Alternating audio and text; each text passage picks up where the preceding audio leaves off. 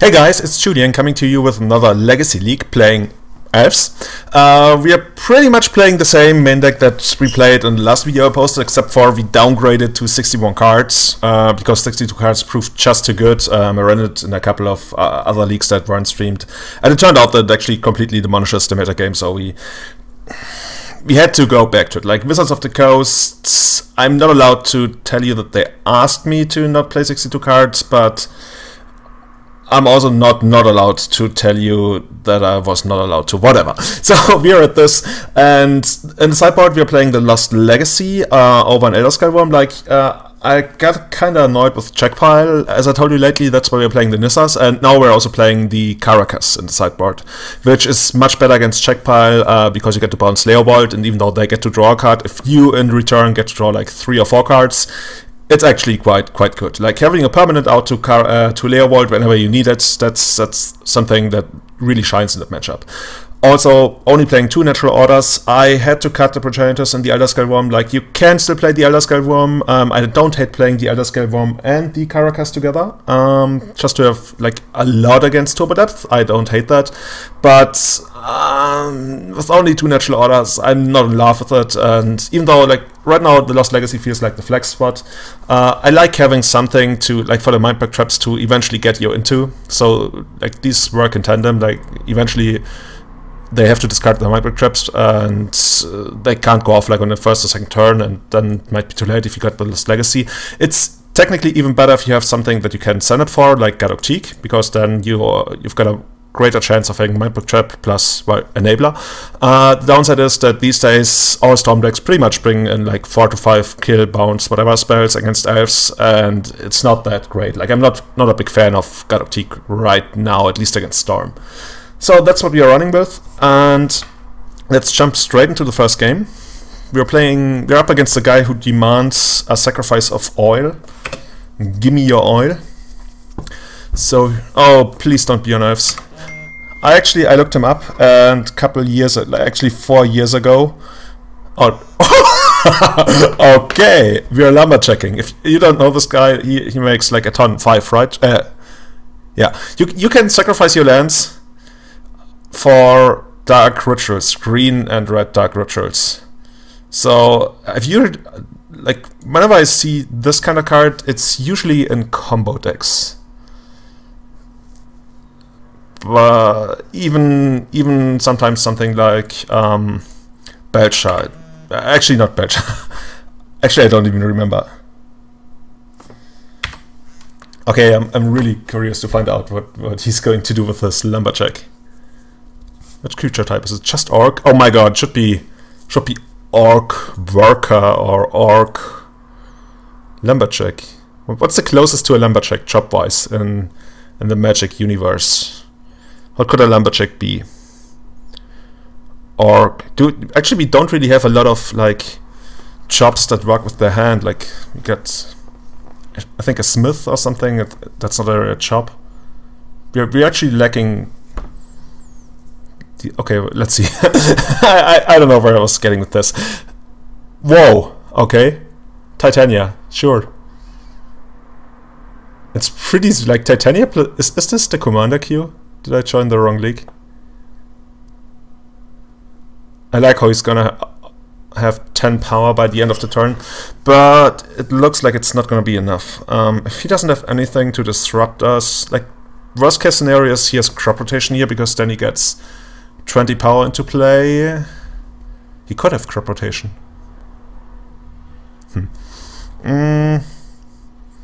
I think I'm gonna get Dryad Arbor and then yeah, I think Dryad Arbor seems reasonable. I was contemplating playing the Nettle Sentinel too, because then next turn I can go 1 glimpse, 2 glimpse, 3 glimpse, Heritage. That gives me 3 draws to find something. Or I could go, if I don't do that, then next turn I'm gonna go 1 glimpse, 2 glimpse, Nettle Sentinel draw 2, Heritage draw 2, so that draws 1 card deeper while also giving up our land drop. Or like if you wanna go even further, you could also try to set up a natural order, but that only works if you draw another creature, because then you can't get Dryad Arbor here. So I think we're just gonna pass.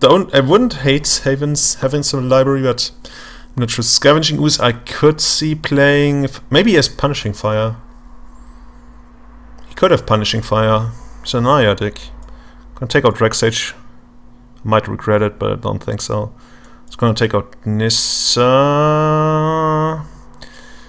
So Glimpse and Natural Order are gonna have to pull a lot of weight, but I think that's okay. I think I could cut Quirion Ranger. Actually, he probably does have Wasteland if he has Knight. It's kind of awkward how he can cast turn to Knight with Lumberjack, but even that is not really great. That's not very wannabe.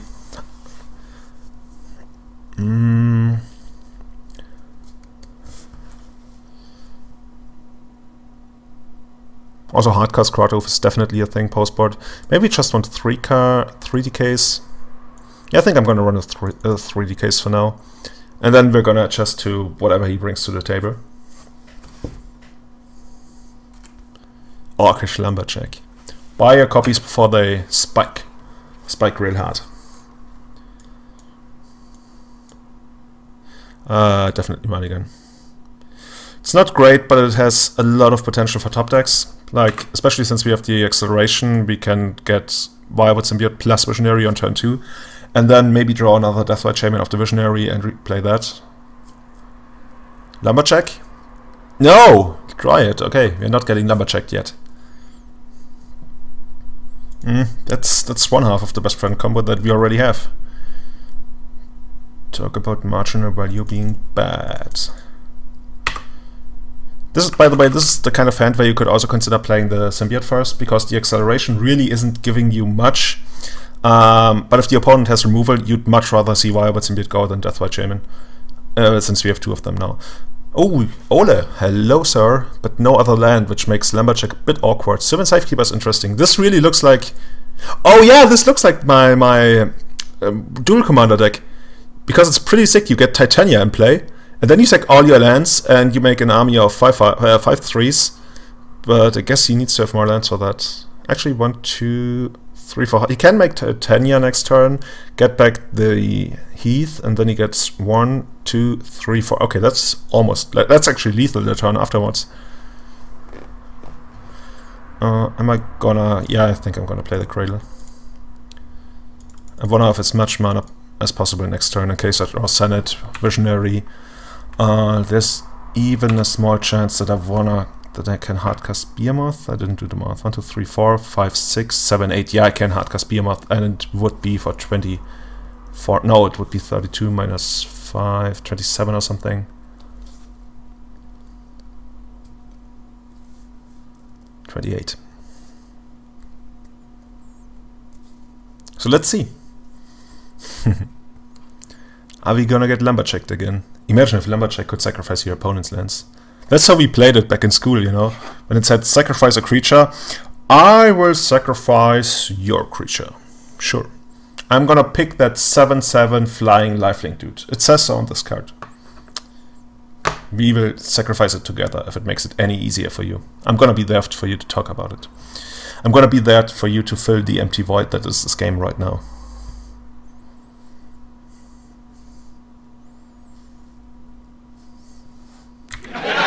Nope. Damn it. Am I ever gonna learn my hotkeys? I think this is the one I was looking for. I guess it's not the one I was not looking for. I was watching Tesserator against Affinity in our local Modern tournament today, and it took so long for both players to make their moves in the mid and late game because they got so confused with what they could do. And the game was like, it's whenever affinities are involved, and an affinity-like deck, because the other guy was also playing Ravager and Ballista, things get super complicated and usually make up for some of the hardest board states in all of Modern. But that's no excuse. Like, that's the test. It's both a test for you and for your opponent. And if you are slow, you will get punished, no matter whether you're playing the deck or if you're playing against the deck. That's why I'm very harsh on like trying to call out slow play, especially when affinity is involved, because it's so complex. And like, I want the player who came prepared and is experienced and which makes him the better player to actually like also get to leverage that advantage. And when when I saw the other guy sitting there for 2 minutes and like trying to figure out what to do, it like I die a little bit inside and makes me want to quit the game. And yeah. So anyway, opponent finally found the line, which is to sacrifice Stride Arbor into Weather Seeds Tree Fork. That would be sick. That card dominated our school back there. He actually has crop rotation. Okay, interesting. Is it gonna be Wasteland? That can't really be. Actually, no, Wasteland would be quite the gamble if he doesn't have anything to follow it up. I guess he could play... He doesn't, okay. He could play the dude that's the Crucible of Worlds on legs, basically. Or maybe he just uses this to filter his mana into Galactique. No, he's... Knight, okay. Now we get infinite top decks.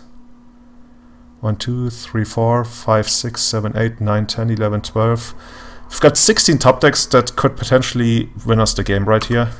And that's only the one like that I can come up with right now. By the way, I'm gonna eat some of his graveyard just to shrink the knight. Shrinking the knight. And this is one of them. This is one of those cards that I really, really wanted. Because now we're gonna draw 3 cards. Actually, can we get Behemoth? We might even be able to. Let's see. 1, 2, 3, 4, 5, 6, 7, 8. Bounce Securian Ranger 9. Get Behemoth down. 1, 2, 3, 4. That's 19 usually, right? 1, 2, 3, 4. So this is 5, 5, and 9. Yeah. Can we replay the Aquarian Ranger? So 19 would make him block with Knight. Let's see, is there a line where we replay the Aquarian Ranger? 1, 2, 3, 4, 5, 6, 7, 8, 9, 8, 9, 1, 2, 3, 4. Oh, that's even better. 1, 2, 3, 4, 5. So this is 10, 22, and then we can also untap the Deathwhite Shame. No, I think we should also be able to untap the Deathwhite Shame. Okay, let's just go for it, YOLO. Playing this deck for the first time ever, I'm just gonna try to come up with the line.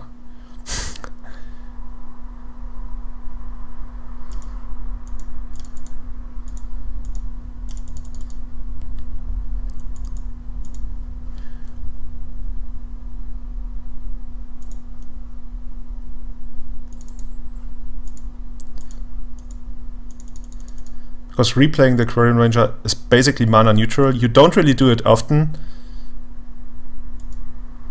because this kind of situation doesn't come up too often. But here, that's actually what we're looking for, and the best part is that we also get to untap the Deathwhite Shaman, so we get to deal even more damage.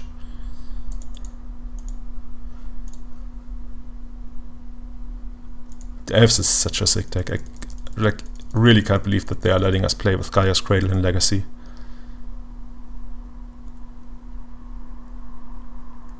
Might as well unban Academy. Finish him.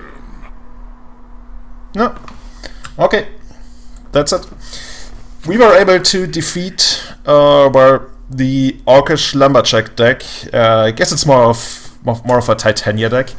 Overall, it seems to be pretty sick, but not yet convinced of the value of Lumberjack. Thus far, it's more like a crappy version of Noble Hierarch in this deck. Like, I appreciate the innovation, and I think Titania has a lot of potential. Might actually be... Well, I can't really call her underplayed in Legacy when she's not really played at all, but she's got potential, and I would love to see more of Titania explored. But not in the next game. So, thanks for watching, and see you in the next round.